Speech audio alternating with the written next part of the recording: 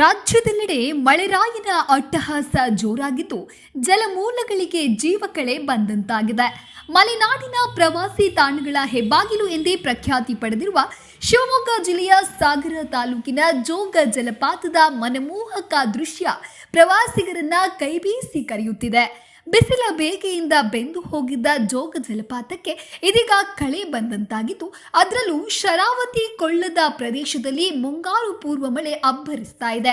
ಇದರಿಂದ ಲಿಂಗನಮಕ್ಕಿ ಜಲಾನಯನ ಪ್ರದೇಶದ ಕೆಳದಂಡೆ ಭಾಗದಲ್ಲಿ ಮಳೆಯ ನೀರು ರಭಸದಿಂದ ಹರಿದು ಬರ್ತಾ ಇದ್ದು, ಈ ಹಿನ್ನೆಲೆಯಲ್ಲಿ ರಾಜ ರಾಣಿ ರೋರರ್ ರಾಕೆಟ್ ಜಲಧಾರೆ ಧುಮ್ಮುಕ್ತಾ ಇದೆ.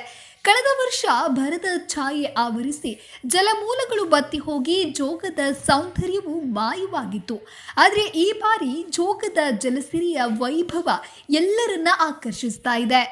ಸಾಯೋದ್ರೊಳಗೆ ಒಮ್ಮೆ ನೋಡು ಜೋಗಾದ್ಗುಂಡಿ ಎಂಬ ಸಾಲಿನಂತೆ ವಿಶ್ವದ ಅತ್ಯಂತ ನಯನ ಮನೋಹರ ಜಲಪಾತಗಳಲ್ಲಿ ಜೋಗ ಕೂಡ ಒಂದು.